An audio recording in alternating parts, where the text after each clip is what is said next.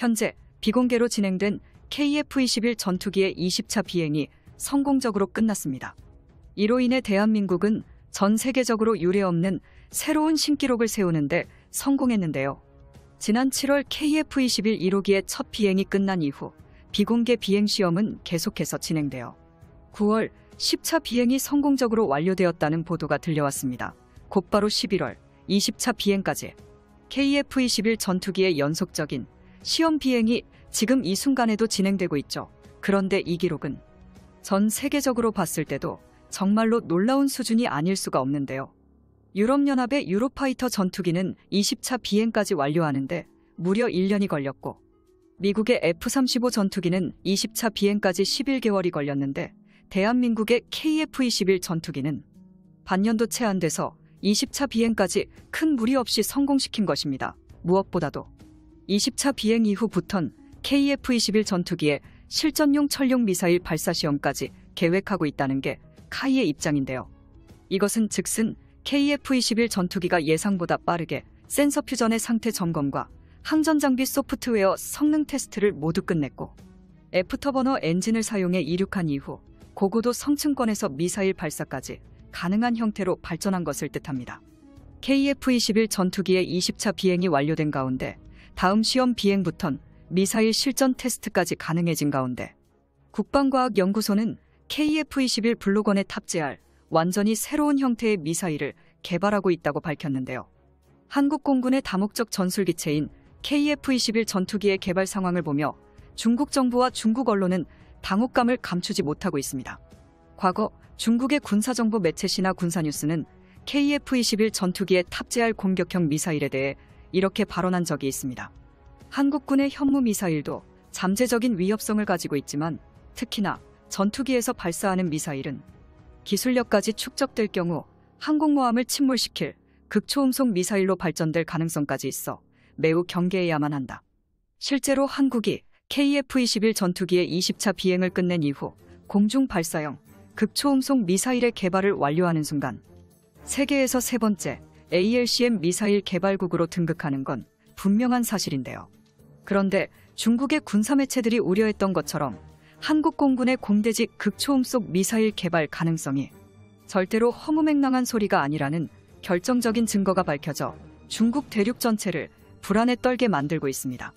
KF-21 전투기의 20차 비행 이후 세계 군사력 강대국들의 전유물로만 여겨지던 잠수함 발사형 SLBM 미사일과 지상 발사형 ICBM 미사일, 그리고 전투기 발사형 ALCM 미사일까지 한국군이 모두 보유하게 되는 순간이 머지않았습니다.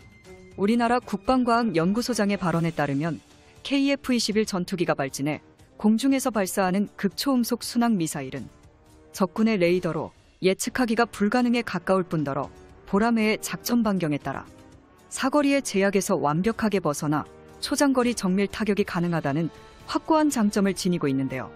즉, 지상에서 발사하는 순항 미사일과 비교해 전투기는 창공을 가로지르며 최대 사거리를 마음대로 조정할 수 있습니다. 현재 KF-21 전투기가 2026년에 배치가 될 시 강력한 성능의 무장체계도 필요한 것도 분명한 사실입니다.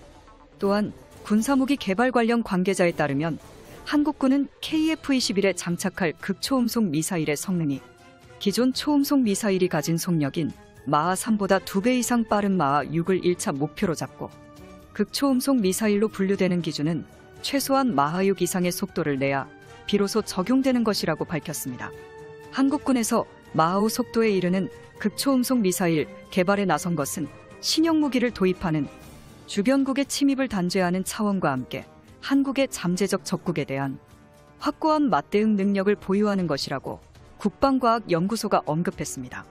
이러한 의견을 반영하듯 최근 합동참모본부 역시 합동참모회의에서 극초음속 공대함 미사일을 개발하기 위한 장기계획을 공식적으로 수립한 바 있습니다.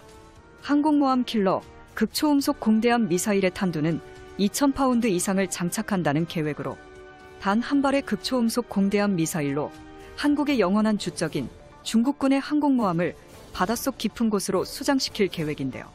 차세대 무기의 끝판왕 극초음속 미사일에 관한 대표적인 사례로 한국군의 극초음속 미사일 기술은 2017년 순항 미사일인 현무 미사일에 이어서 2020년 공대지 미사일인 철룡, 그리고 2022년 개발될 최첨단 미사일입니다.